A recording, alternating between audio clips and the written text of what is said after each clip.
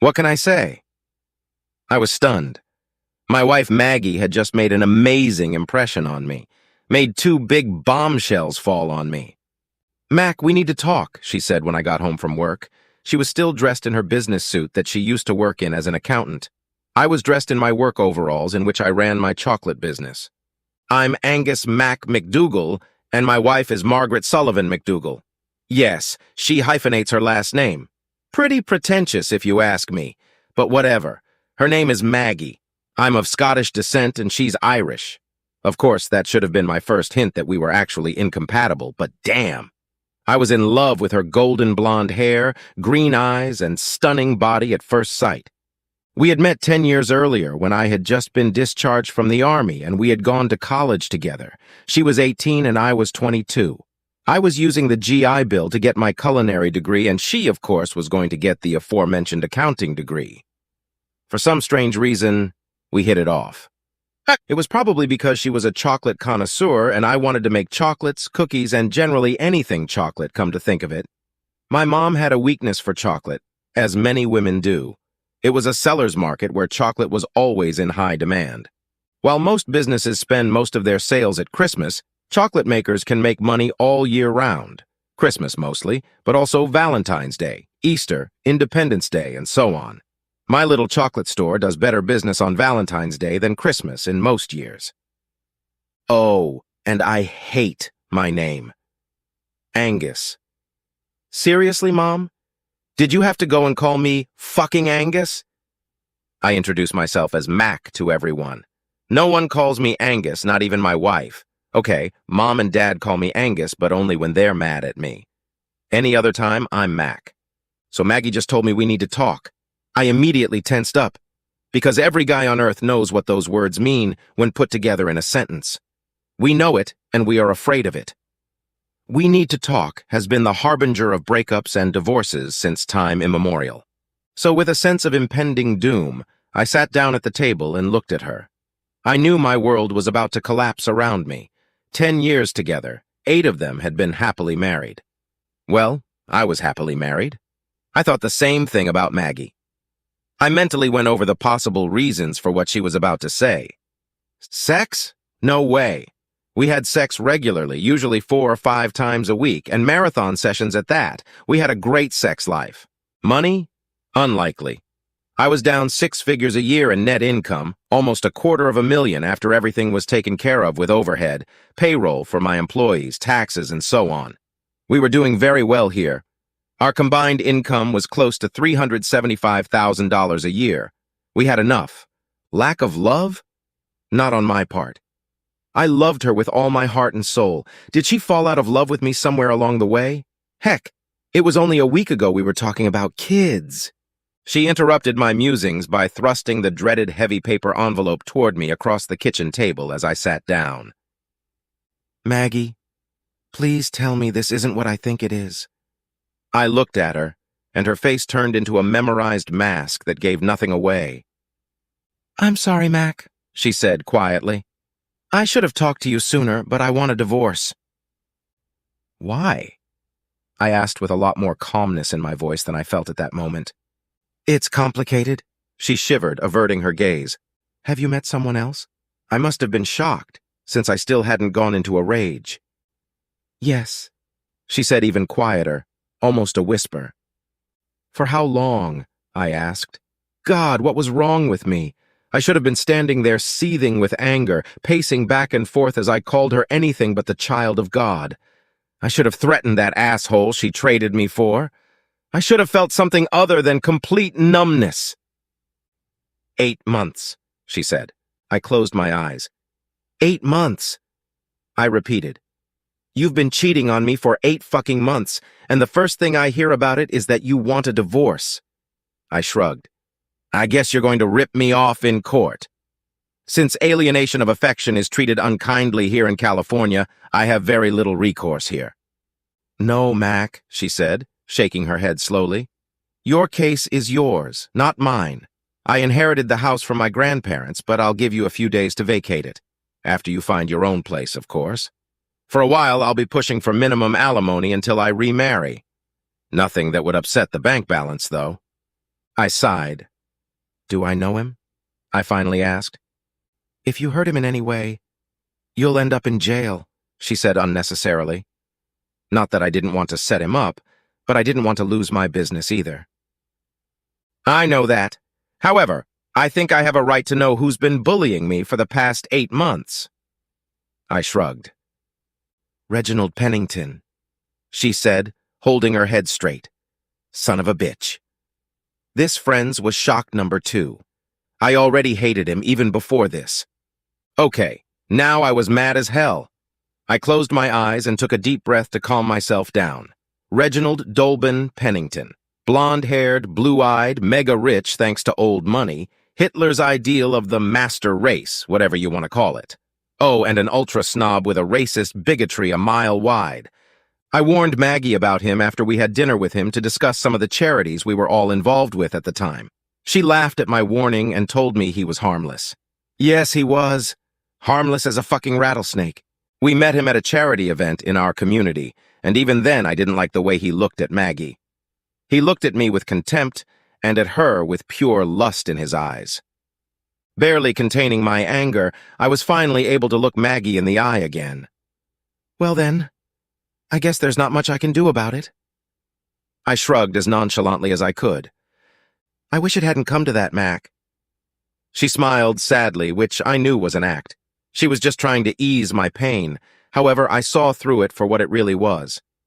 It's a lie, Maggie, I said calmly. Now my brain was working on a plan. But never mind. I'm not going to contest the divorce as long as things are as you say. You know, I'll have my lawyer go over the papers with me before I sign them. She nodded. I wouldn't expect anything less, Mac. Just so you know, this wasn't something you did or didn't do. Reginald and I just got to the soul level. I really love you, but I'm in love with him. I'm really sorry about what happened, Mac. That's bullshit. She was in love with his money. His family is worth billions. That night at the charity ball we attended, he danced a little too close to Maggie, and when they separated, I noticed he cleaned himself up after she returned to our table. I knew for a fact that he wasn't strong enough to satisfy her in bed. But since I didn't want to rock the boat just yet, I just said, I'm sorry too. Well, after that little conversation, she handed me a heavy paper envelope. You'll be formally served in the morning, Mac. I'll meet you along with my attorney at Tim's office. This is just a preview of what I want from the settlement. She means Tim Grayson, my best friend since elementary school and my lawyer in every case since I started McDougall's chocolate factory. You know what? Get rid of the alimony and be done with it. Reggie's rich. You don't want my money, do you? I knew it was unlikely, but damn it, she owed me at least that much. She seemed to think about it. Hell, if she went for it, I might not even be able to follow through with the plan that was already half-formed in my head. No, Mac, I need something out of all this. After all, I did spend 10 years of my life on you. Oh, fuck no! That statement right there, that our entire marriage, in fact our entire time together when we were dating and engaged, was just a waste of her time, encouraged me.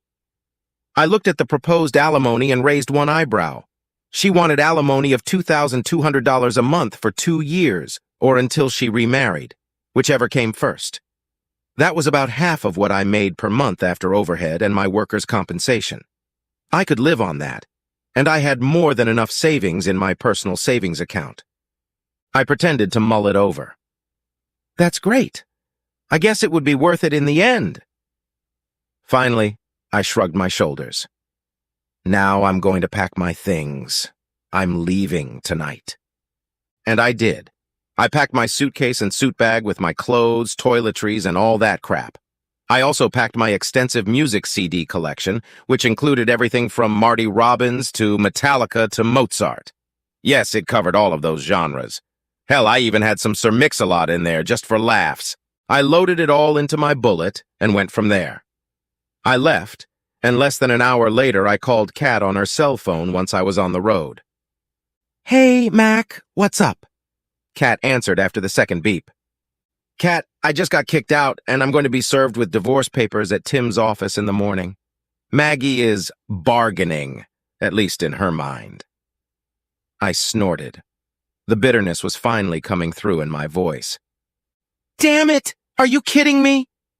She seemed as shocked as I was.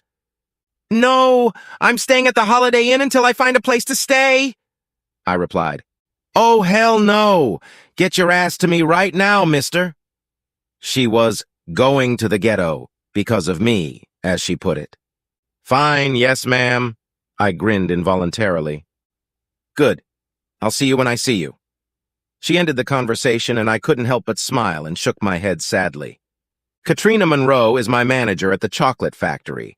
She looks a lot like Aisha Tyler, only a little younger. Just as tall, though, 180-centimeter Nubian goddess. We all call her Cat, and she doesn't mind. Her boyfriend, Darius Jackson, plays for the Los Angeles Dodgers, which made him cool in my mind. He was now on a business trip for 8 games and will be back sometime next week. This gave me the opportunity to spend a few nights at Kat's place in her guest room before he returned. Hell, Darius was cool with me, so maybe I could stay even longer. No, I needed to find my own place. Heck, I could probably buy an inexpensive house outright with the money I had in the bank. But the 50-50 split hadn't happened yet. Damn. Yeah, I'll probably have to rent an apartment for a while before I can afford my own house again. My thoughts were interrupted when I realized I was not far from Kat's house. Her boyfriend only stayed there occasionally, but he kept insisting that Kat move in with him in Los Angeles. However, Kat wouldn't budge just yet. First, she wanted total commitment from him, like putting a ring on his finger. So I was 32 years old, still in good shape, already a millionaire but shitting myself and being destroyed by the woman I fell in love with and married, my future ex-wife, a cheating gold-digging whore. I pulled into the driveway of Kat's house and parked right next to her little Ford Fusion. I swear to God that little car shrank back in fear of Bullet.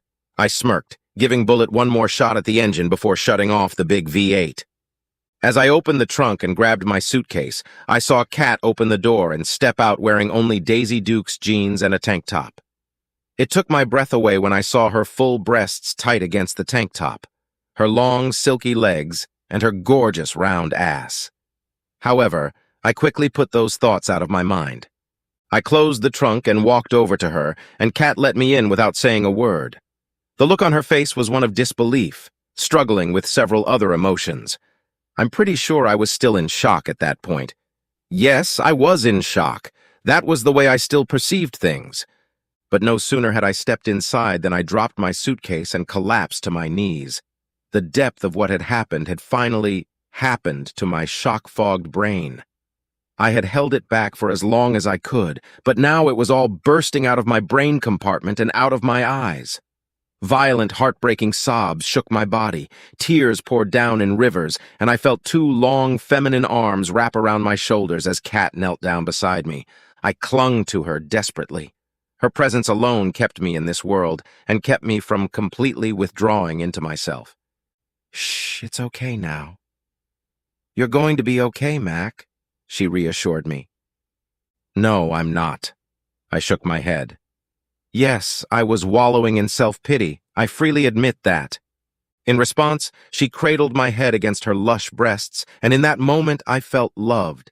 The love of a very good friend, but at least I felt love from someone. She lifted me to my feet and we walked. Okay, she left and I stumbled into the living room and collapsed on her big leather couch. Hey, we can watch Darius play! The Dodgers are playing the Braves in Atlanta tonight! She was trying to cheer me up, and she knows how much I love baseball. I sniffed my nose like a kid. Okay, I guess it couldn't hurt. I tried to smile, but I think it looked more like a grimace. She turned on the TV, and the game was on in the 4th inning in Atlanta. The score was already 4-2 in favor of the Dodgers. It really cheered me up and took my mind off my own problems. Kat brought us both beers, and we watched the game together. Things went back and forth for a while, but we ended up winning in extra innings. By the end, we were laughing and cheering when Darius caught a fly ball to end the game and secure another great win for the Dodgers. I was taking a big sip of the local beer when suddenly Kat's laughter stopped. "You've got to be kidding me, damn it!" she exclaimed loudly, and her mouth dropped open in shock as she fixed her dagger gaze on the TV. I followed her gaze and saw Darius kissing some woman on there, and not just a friendly kiss, they were playing tonsil hockey with heat. Is there something in the water? I wondered aloud. It was all I could think of to say when I saw Kat's relationship going down the drain along with my marriage. "There must be some kind of cheating drug in that damn water," she roared. I glared at her, and the fire in her dark brown eyes made me nervous. "And a white woman? What a son of a bitch! He said he didn't even like white women." I listened to her argue with him for about 20 minutes. Then she looked at me and broke into her own sobs. I returned the favor by hugging her while she spewed it all out. As she cried, she looked at me with bloodshot eyes that pretty much mirrored my own. "Look at us, huh? Two fucking cuckolds." She laughed sadly, and I smiled as a few random tears rolled down my face as well. "Well, at least Maggie did that to me in private." I shrugged. "The bastard had done it on national television." "I'm so sorry, Kat." "It's not your fault, honey." She hugged me tightly, then reached for her cell phone. "I'm so sorry. I'll call his cheating ass and tell him what hour." "No problem." I nodded as she hit the speed dial button. "Hey, Darius." "Uh-huh. Yeah, we saw the game. Mac came over because his cheating bitch wife is divorcing him and kicked him out." "No, he's gonna stay with me for a few days. Just until he finds his own place. No, and that brings me to why I'm calling you. I saw you playing catch-up with that slut." She stopped and listened for a few seconds, rolling her eyes. She silently put her finger to her lips and put me on speaker so I could listen. I nodded understandingly. "But baby, I just have. I have needs, you know that. She doesn't mean anything to me. I just need a little snack while I'm on the road. You gotta understand that." Asshole whined and sucked up. As far as I was concerned, dumbass didn't belong on the Dodgers anymore. "Well, Darius, we're done now," she said with iron in her voice. "I'll have the crap you left here sent back to your house in Los Angeles. I don't want to see you, and I don't want to hear from you. You understand me?" "But baby..." He shuddered, and there was desperation in his voice. "Nope. You lost the right to call me baby when you sucked up to that whore on national television. I don't play that shit. We're done. CONEC. We're done. FINES. Get that in your head right now. Goodbye, Darius. I hope that bitch was worth it." Before he could whine one more time, Kat ended the call and blocked his number. She looked at me and smirked sadly. "Well, there you go. Zero tolerance." I nodded. "Zero tolerance. I agree, Kat. Cheaters don't deserve a second chance." "So what's she doing about the divorce? Don't even tell me she's going to take you to the cleaners. I swear I'm gonna blow that blonde's head off." Kat always turned me on with her euphemisms, and I caught myself smiling at this one. Oddly enough, no. She wants $2,200 a month in alimony, which is probably why I won't try to stop her from getting married as soon as possible. But otherwise, the arrangement she's proposing is very fair. I shrugged my shoulders. I had cried it all out and entered the acceptance phase of grief from the divorce. Okay, acceptance was a long way off. I wanted to make them pay, and now that I was thinking clearly, my plan was starting to take shape in my head. It would depend on a few things, like who catered their wedding, but the more I ran it through my head, the better I felt. "So she must be serious about this asshole? Did she tell you who it was?" Kat asked. "Yes, and you're going to love it. Reginald Pennington IV." I smirked. Kat's eyes widened. Damn, I would never have mistaken Maggie for a gold digger. I wouldn't have mistaken her for one either until now. She'd obviously fooled everyone. I shrugged. Her parents never liked me, so I'm pretty sure they pushed her into it, at least a little. I was never good enough for their little darling. Okay. I have to admit I let my bitterness show for a moment. "Well, screw them." Kat shrugged her shoulders. "I can see the wheels turning, Mac. What are you planning?" Kat could always tell when I was really thinking hard. She'd seen it often enough at work when I had to solve some problem in the store or factory.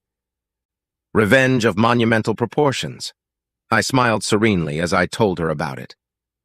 "Just trust me on this one. It will make a lasting impression on them for the rest of their lives." "Okay. I'm almost afraid to ask. What do you already have?" Now Kat was giggling. I laid out my basic plan to her and she burst into heartbreaking laughter. "You're just an amazing bastard!" she shrieked as tears of laughter streamed down her face. "Okay, we need to figure out how to do this shit." So we did. We stayed up drinking beer and thinking about our plan of action for when the wedding would take place. We calculated 3 months from now since I wasn't going to fight the divorce. They would get married 6 months after that. We would be ready, and if I could stay cordial with Maggie and, yes, even Reginald, I could probably get to the wedding without derailing it. By the time I carried my suitcase and bag into the guest room, it was well past midnight. I told Kat I'd be late at the store since I had to meet Tim in the morning to sign the divorce papers, and she understood. She said she would keep things going until I got there, or I could take the day off if I wanted. I slept surprisingly well that night. Maybe it was the beer we drank in moderation, or maybe it was the twisted and devious plan I had devised to make Reginald Penestini and Maggie's wedding a memorable event for them. Either way, I was pleased with what we had figured out. I got up early in the morning with a smile on my face. I heard scrambled eggs and bacon sizzling on the stove, and that aroma woke me up even more. She also had fresh coffee brewing, and that was even better. I couldn't remember the last time Maggie had made me breakfast, but damn it, Kat was cooking and we were just temporary roommates. I showered and dressed in a t-shirt and jeans since I didn't feel like going to the store after seeing Tim. I then joined Kat in the kitchen. "Good morning, Kat," I smiled, taking a seat on the bar stool in her kitchen nook. "Good morning, sunshine." She gave me a dazzling smile. "You look a lot better this morning than when you came here last night." "Thanks to you and the beer." I nodded in appreciation, which made me laugh musically. I had to laugh too because Kat's laughter is contagious.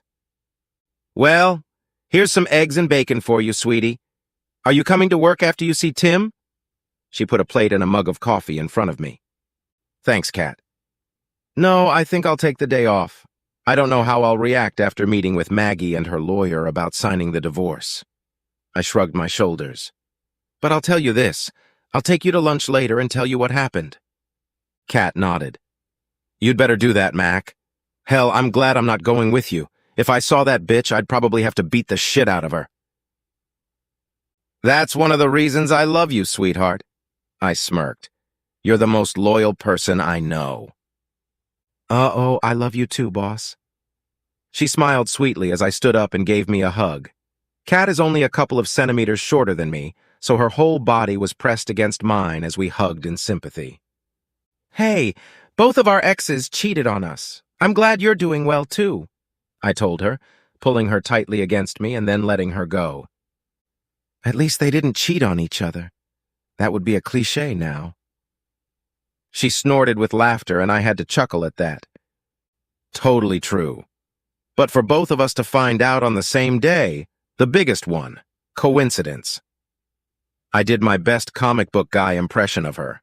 Kat and I both love The Simpsons, so she knew right away and clapped me on the shoulder with a giggle. "You're right, Mac. That's one heck of a coincidence that makes that cheater drug in the water sound even more plausible." "You and your conspiracy theories?"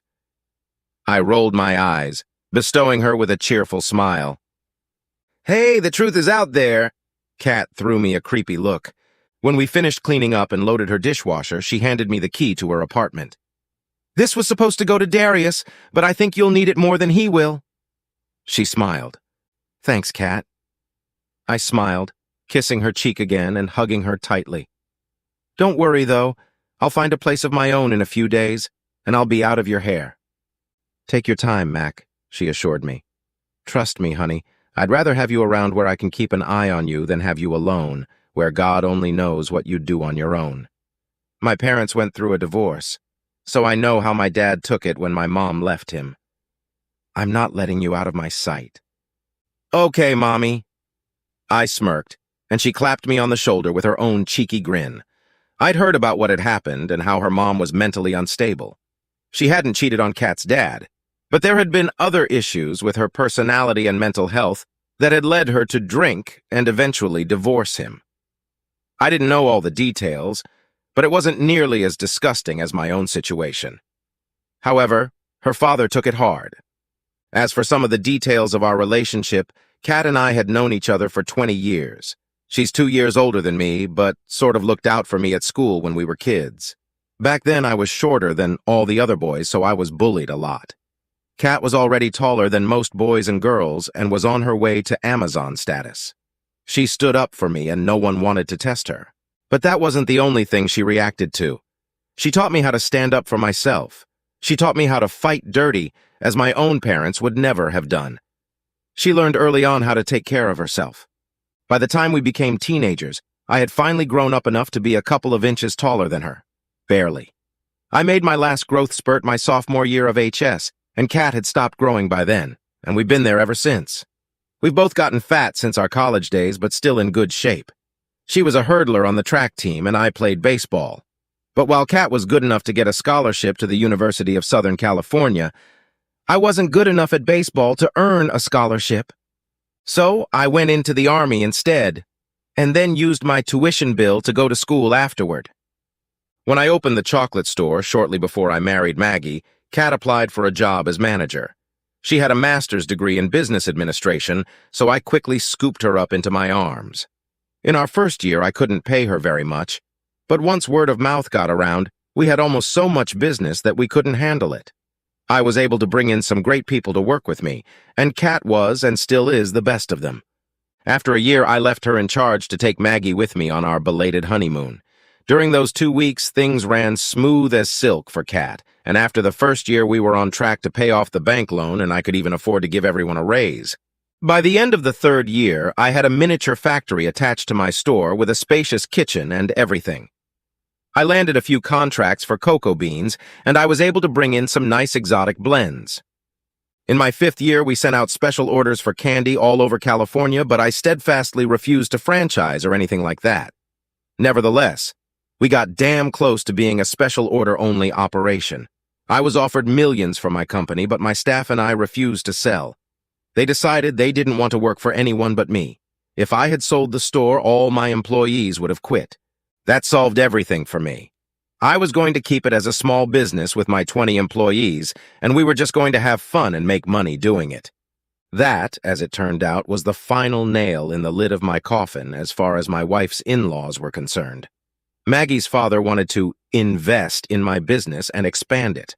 I politely but firmly dismissed him, saying I wanted to keep the business small, with a family atmosphere.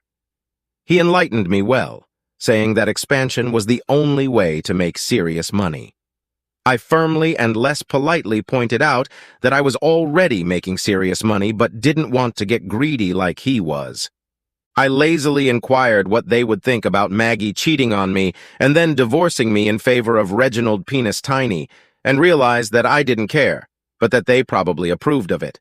Old money attracts old money, and the Sullivans, while not as rich as the Penningtons, were still old money. That morning after breakfast, Kat and I left the house. She left for work, and I went to visit Tim in his office. Maggie hadn't shown up yet when I got there, so we talked about this shit until she arrived. When she walked in, Tim visibly tensed up. I realized from his body language that Maggie and her lawyer weren't the only ones present. I stood up, turned around, and sure enough, it was little Dickie Pennington himself. At that moment, I wanted nothing more than to wipe the smug grin off his face. Instead, I ignored his proffered handshake and looked at Maggie. "Well, let's get this over with." I shrugged. Tim discussed the proposed split and everything else. Since my business wasn't funded with her money or her family's money, and since the house was a gift from her parents after her grandparents died, they weren't community property, they were ours. My automobile, of course, was mine. I had been restoring it since middle school. Tim surprised me. "So you are divorcing my client to marry Reginald Pennington IV? Is that correct, Mrs. McDougall?" The question took her by surprise. "Well, she dodged it. Please, a simple yes or no would suffice." Tim wouldn't leave her alone. Her lawyer, a Gloria Allred wannabe, leaned over and whispered something in Maggie's ear. "Yes," she said quietly, lowering her eyes as if ashamed. Tim had never called her Mrs. McDougall. "And how soon were you planning to get married?" Tim continued. Maggie, Reggie Boy, and Gloria Jr. were now in the group. They were whispering furiously back and forth. Tim took this opportunity to lean over and whisper in my ear, "Alimony." I just nodded back and smiled. He was trying to make me not pay her a dime. As the three stooges broke the embrace, Maggie looked at Tim again. "As soon as possible after the divorce becomes final. We've already planned most of the wedding itself." Tim nodded. "And if these reports are correct..." He pulled out a detailed financial report on Reggie the Kid. "Mr. Pennington here, on his own and without the many houses and cars he owns, is solvent for almost $1 billion. My question, Mrs. McDougall, is this. Why would you want an honest, hard-working man like your husband to pay you alimony when you can simply ask Mr. Pennington for any money you wish to spend?" Maggie once again found herself embroiled in an altercation with Gloria Jr. and El Culo. Tim sent me a lightning-fast smile, and I returned the same smile while the three friends discussed their next move. When they emerged from the crowd, Gloria Jr. spoke up. "Then what would you offer as adequate compensation?" she asked, focusing her stern gaze on me. "Well, she could take all the furniture, not just her half. I don't care about that," I shrugged. Once again, huddled together, dear friends. The whispers were more muffled this time, but they finally broke off and looked at Tim. "Agreed," said the lawyer bitch. And so it went. I didn't have to pay child support, but I didn't get any furniture either. Gloria Jr. made the necessary changes to the divorce papers, which we all signed, except for the snake boy, and the filing took place the same day that feminist bitch lawyer left. As I was walking back to my car, Maggie and Reggie the Kid came up to me. "Angus, old boy, I hope you're not offended." Again, he actually extended his hand to me for a handshake. That did the trick. I took his hand and squeezed it very hard so that his face contorted with pain. "Call me Angus again, Reginald, and I'll make your life a living hell. I'm Mr. McDougall to you, understand?" By the time I finished speaking, he was on his knees, and the bones in his hand were grinding against each other. Yes, Mr. McDougall, let me go, pal. Please." There was real fear written all over his face. I let go of his arm before the gangrene set in, and he breathed a sigh of relief. "That's for calling me Angus," I said calmly. "As for the whore, no hard feelings." I smiled, turned, and walked to my car. I felt good about myself now. I had somehow stopped paying alimony and was pretty much free of her once the divorce was final. Oh, that reminds me. I got back to them as Maggie was helping Reggie the Kid to his feet. "Maggie, before I go, I need to return my grandmother's wedding ring." I held out my hand to her. Maggie looked at me like I had just fallen off another planet. Then she took off her wedding bands and held them out to me. "Thank you." I smiled, nodded at them, put the rings in my pocket, and walked back to my car. I started the powerful V8 engine and shifted it into gear, simultaneously depressing the clutch and hitting the gas. The car shrieked its tires as I taxied out of the parking lot, leaving some rubber on the pavement and some smoke in the air. It wasn't something I did often, but I wanted to send a loud and clear message to the two lovebirds. I looked in the rearview mirror, and the jerk was standing there, stunned, still gingerly clutching his right hand. I grinned happily, heading towards the store. When I got there, Kat was happy to see me, as was everyone else. They all came over and hugged me or shook my hand and told me how sorry they were. I thanked them all and told them all to get back to work. However, I said this with a smile on my face to let them know that I appreciated their efforts to help me feel better. The thing is, I was already feeling pretty darn good. Aside from the attorney fees and half the legal fees and having to give up my half of the furniture that I never really liked anyway, I'd just gotten a bloodless divorce. "Come on, Kat," I said. "Let's go to lunch." I drove us there in the Bullet, and Kat really enjoyed riding in it. She could hear the engine rumbling under the hood and feel the power emanating from it, like an aura of splendor. We ate and laughed. Two old friends shared a meal, and our friendship and the newly strengthening bonds of a recently committed love. I still can't believe I had absolutely no fucking idea she was cheating on me, I hissed at last, voicing my own helplessness when it came to being blind as far as Maggie was concerned. I must have really been stupid. No, Mac, you were in love. Love can blind us, you know that. Kat smiled and reached across the table, squeezing my hand. I smiled involuntarily. "Thank you, Kat." I squeezed her hand in return, letting her know how much I appreciated everything she had done for me, professionally and personally. She was so much more than my office manager and friend. I had grown to depend on her for a long time now, first in school when I was a little kid who was smaller than everyone else, then as a man who wanted his business to succeed and hired her as the most suitable and qualified of the group of applicants who applied. "You never have to thank me, Mac. A nice bonus at the end of the year is thanks enough." She smirked, and I laughed outright at that. "Consider the deed done." I smiled and looked into her dark brown eyes with my dark blue pupils. She looked away first, and I noticed a slight blush on her caramel-colored face. I told myself to stop it. She's my friend, and she too had just experienced a loss. In all the years of our friendship, I had never looked at Kat like that before. Never in my life had I seen her as anything but a friend, albeit a very beautiful friend. Of course, I had noticed the fact that she was a very well-built woman, just like last night at her house when I pulled up and she came outside to meet me. Heck, what pure-blooded American male would not notice a gorgeous Amazon like her? But that was just what we guys do. It was different. I realized I wasn't ready for that, and we quickly went back to other topics. After we finished lunch, I drove her back to the store and dropped her off there. She said she'd see me at home, so I drove up to the cliffs and looked out at the Pacific Ocean. I looked at my left hand and took off the ring that had been there for the last 8 years. I slipped my hand into my pocket and pulled out Maggie's engagement ring. I studied them both, and the mere sight of them made me sick. I then pulled out my grandmother's wedding ring and put all 3 of them together. I put my grandmother's ring back in my pocket, then reached back and threw the wedding rings into the ocean with all my might. They glistened in the sun as they flew over the cliffs and fell into the white water, crashing against the rocks below. It was symbolic to me. My marriage was broken, and it was an autopsy. Of course, the divorce was going to end on its own anyway, but it was something I had to do for my own sanity and to be able to move on. Now, just because I gave a eulogy in honor of my marriage, it didn't mean I gave up on my plan to get revenge on Maggie and Reggie the kid. I remembered a line from the song Violence and Bloodshed that went something like this: "Payback's a bitch and I pay for everything." I smiled as I heard Scott Columbus playing death drums and Eric Adams singing the lyrics, while Joey DeMaio recorded the bass part and Ross Boss played lead guitar. Oh yeah, Reggie was going to pay for stealing my wife, and my wife was going to pay for being a gold-digging whore. Some would call me vindictive and a caveman, those to whom I'd just say screw you.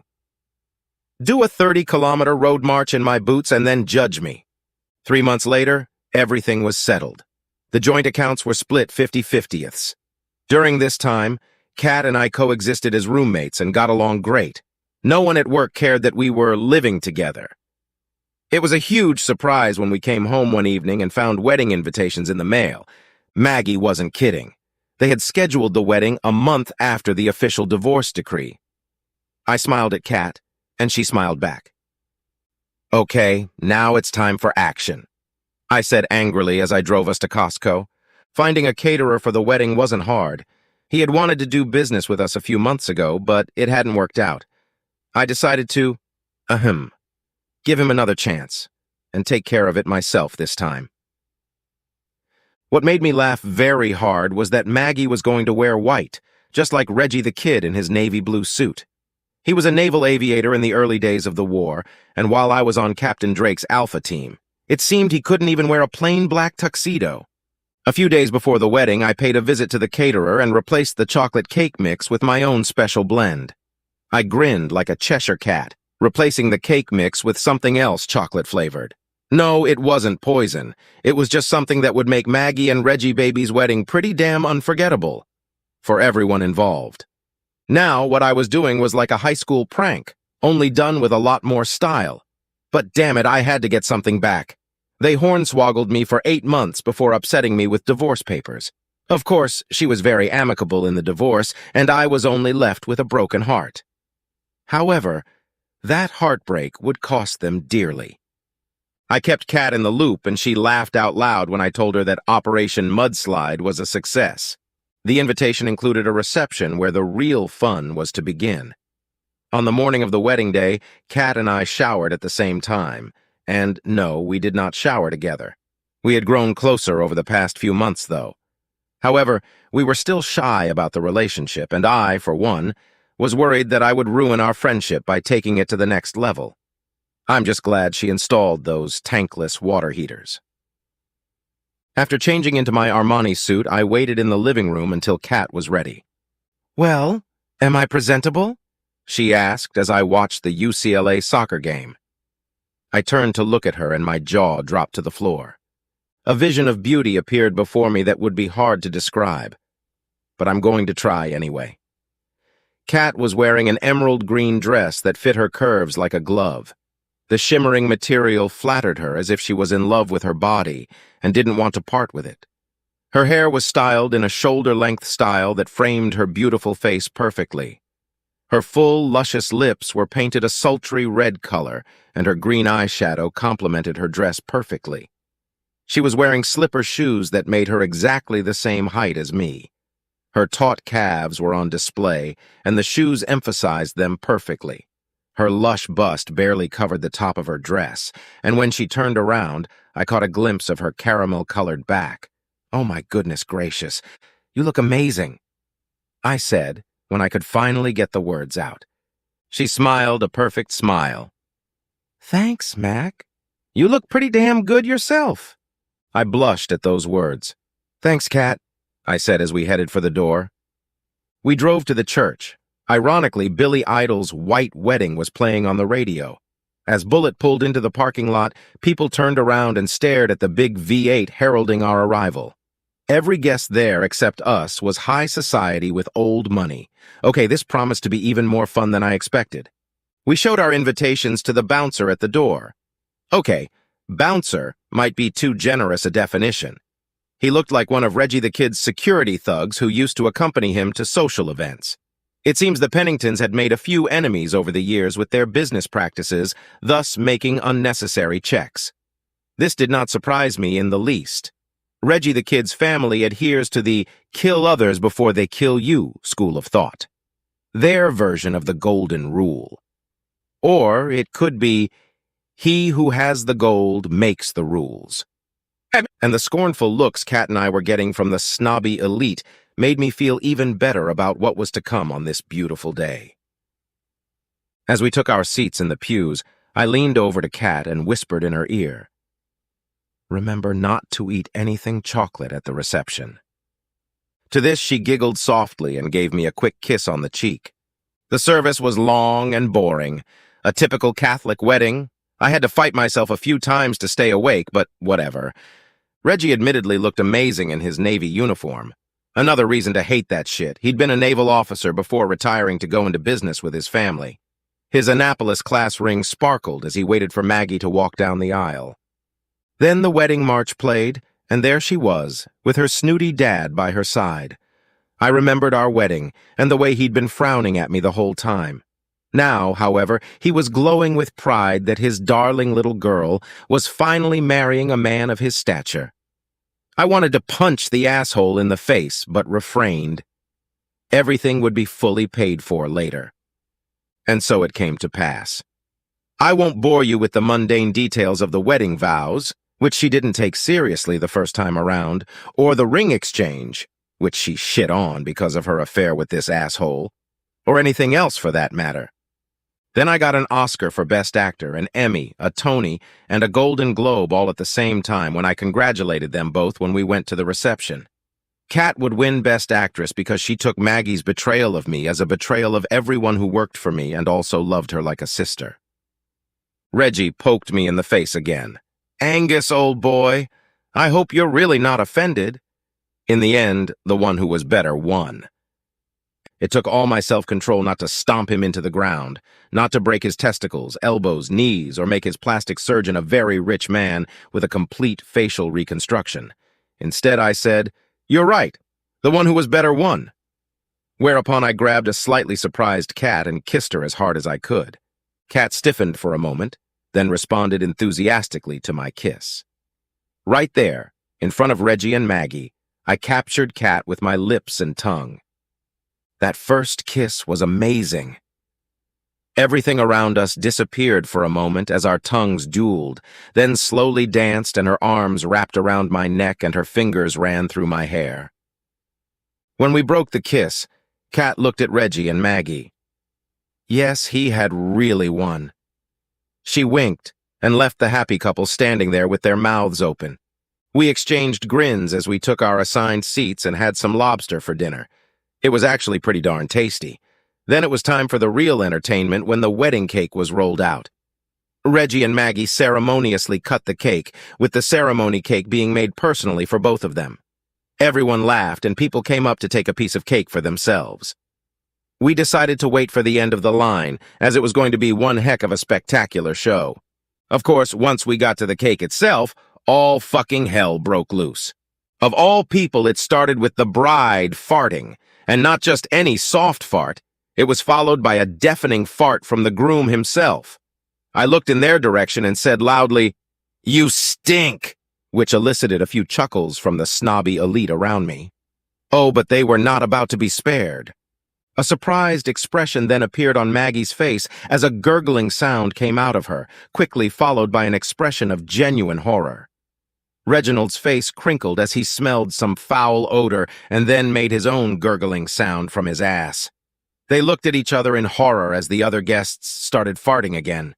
Maggie and Reggie baby jumped up and ran as fast as they could, and I saw brown liquid dripping onto the floor from under her dress, and behind her, Reggie trying to hide the spreading brown stain on the ass of his white pants. Both of them rushed to the toilets like crazy, and were soon followed by the other guests when they realized they had just shit themselves. Kat and I left quickly, quietly, and sat in the bullet when we could no longer contain our laughter. We both had tears running down our faces as we damn near burst out laughing. "Oh my God, Mac!" Kat laughed, then grabbed her stomach and laughed. I laughed as hard as she did. "Do you think I used too much?" I said between fits of tear-filled laughter. "How fast does this shit work?" She laughed again.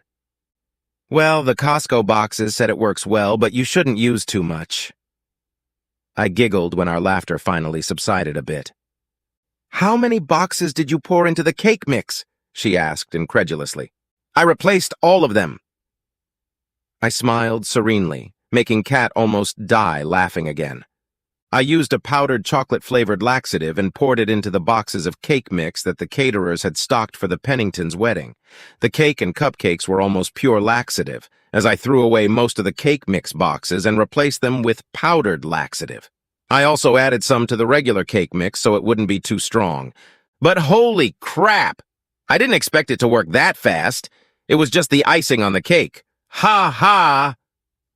That evening, I went to the caterer ostensibly to contract with him for chocolate produced by my factory. He had contacted me months before, and I promised to call him back. I told him that we had some delays due to a few of my team members being sick, but once we were up and running again, I was able to take him some samples. He had a greedy look in his eyes when he thought I was going to give him what he wanted. When he gave me a tour of the place, he showed me the kitchen and even pointed out that they had catered the Penningtons' wedding. I already knew, of course, but what he didn't know was that the bride was my gold-digging, cheating ex-wife. I behaved myself, and then as soon as he told his men to call it a day, he went back to his office, shaking my hand. He said he would draw up the paperwork for the contract and let me and Tim know when it was ready. However, I think he must have completely forgotten about the contract in the days following the wedding itself. Once everyone had dispersed and I left his office, I headed to the back door to the kitchen, opened it ajar, then drove around in my car. I replaced the chocolate cake powder with chocolate laxative and left. I made sure the door to the kitchen was bolted shut and made sure I hadn't left any boxes I'd brought with me there. One thing Captain Drake taught us back when I was in the service was to never leave a trace. He's a good guy. Last I heard, he resigned and is now a history professor at UCLA. By the day of the wedding, all evidence was gone. Nothing could tie me to super slushy cake. Only Kat and I knew about the plan, and she kept quiet. When Kat and I got back to my apartment, she looked at me seriously. "Mac, that kiss earlier," she shuddered. "Kat, I know I was out of line, but you look so beautiful and I couldn't help it." I blurted out. She put a finger to my lips. "Let me finish, baby," she said. "That kiss from earlier was the best damn kiss I've ever had. You're a good man and a damn good one for a white boy. What I'm trying to say is that I think we'd be good together." She blushed slightly, and I leaned in and kissed her slowly. Our lips made contact. We kissed lovingly and tenderly, and I couldn't shake the feeling that I had missed something so good for so long. When our lips finally parted, we looked into each other's eyes. "I think we'd be good together, too. There's only one way to find out." I smiled, and she smiled back. Once inside, we kissed slowly again. I pulled the straps of her dress down off her shoulders and kissed her. I broke all land speed records by stripping naked and making her strip with me. Her hands stroked my back and neck as our bodies made contact. The touch of her skin against mine was electrifying, and I kissed her hard and passionately again, laying her down on the bed. She lovingly ran her hand over my cheek and gave me a satisfied smile. "Wow, Mac, what the hell was that bitch thinking?" "You mean you didn't see the dollar signs in her eyes as she walked down the aisle?" I smirked. "Cat, I'm not as rich as the Penningtons or Reginald baby in particular, but trust me when I say that I will never leave you bored in bed." "Baby." She laughed long and loud. "You mean Mr. Brown Pants?" "Yeah, they should probably legally change their last name now," I agreed, chuckling. As we recovered from another fit of laughter, I pulled Kat to me and kissed her again. This time we made love long and slow. Neither of us was in a hurry to finish like the first time. It was born of lust and need. This time was born of love and tenderness. Kat had never been made love to before. She would later tell me that all the guys she had been with just wanted to have fun and didn't really care about her needs. I sought to change that, and I succeeded. We spent the rest of the day and night in bed together. We showered together and then plopped on the bed in a 69 position. Now, some might ask why I had set the caterer up like that. The problem was that Sal, the owner, had been pestering Kat when she first got there to negotiate with him, back when he first expressed interest in doing business with us. After giving Sal a slap on the wrist when he got too excited, she came back and said we shouldn't do business with him. What changed was that they were announced as the organizers of the Pennington wedding, and I saw an opportunity to kill two birds with one stone, so to speak. The aftermath of the asshole wedding, as the press put it, was instantaneous. The news channels and newspapers showed it the next day, and there was great footage and video of the bride, groom, and guests running to the restrooms from the dining room. I invited all the guys and girls from the store at Kat's house to watch the celebration. None of the scenes there showed us, but everyone knew we were there. We all laughed so hard we even cried when the snobby elite ran to the bathroom like their asses were bursting. Needless to say, many of the arrogant snobs were completely baffled by the shots of them struggling to keep the brown liquid from stinking up the room too much. The only people I felt sorry for were the cleaners who had to clean up the mess afterward. Of course, about a week after the wedding fiasco, the cops showed up and started asking questions. Kat and I attended the wedding, but we both said we left when the damn storm happened. Ha ha, because we were worried about our own health. We kept nonchalant faces during our interviews and died laughing only after the detectives left. We never heard from them again. Reggie the kid sued the caterer, but Sal the caterer fled the country rather than pay compensation. Last we heard, he left for Italy, where he was from. Not sure what happened to him after that. Reginald Pennington IV was caught in bed with another man's wife less than a year after their marriage. Who caught him?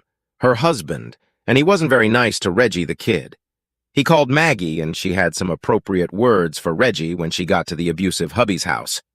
Shortly thereafter, Maggie showed up on the doorstep of our new home. At least Reginald ended up losing a testicle in the ensuing melee. She herself seemed to have no problem with cheating at the time. She absolutely would not have tolerated her hubby cheating on her. Kind of a double standard, don't you think?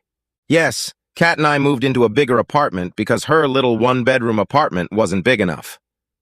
Our new ranch-style dwelling was 4 bedrooms, and by the end of the first year, I had half bought it out. Apparently, Reggie the kid made Maggie sign a prenup that said if she filed for divorce for any reason, she would walk away with nothing but what she brought to the marriage. She still had a $125,000 a year job, but that was it. No billions for Maggie Sullivan. It was the end of the next year when we heard a knock on the door. Kat was 4 months pregnant, so I gave her a quick kiss and jumped up to answer the door myself. I opened the door to a crying Maggie. "What do you want, Maggie?" I asked in a neutral tone. "I'm sorry, Mac. I'm sorry for everything," she sobbed. "Hey, you were the one who wanted to switch," I shrugged. "What happened?" "I caught Reginald cheating on me," she admitted, sobbing even harder. "Wow, that's a cool twist," I said sarcastically. "And, Mac, I'm really sorry. I was wondering if there was any chance of—" She cut herself short when she saw a pregnant cat coming out from behind me. "Baby, who's that?" I heard Kat's question as she approached me. She smiled at Maggie. "It's Maggie, and she was just about to leave," I said, slamming the door in my ex's face. I slid the deadbolt shut and wrapped Kat in a hug. "She's the past. You're my future. I love you, sweetheart." "Oh, I love you too, baby," she said, kissing me. Kat and I got married shortly after we found out she was pregnant. A small civil ceremony that was her idea, and we became husband and wife. She is still my manager at the store, and she is still one of my best friends. I love my wife.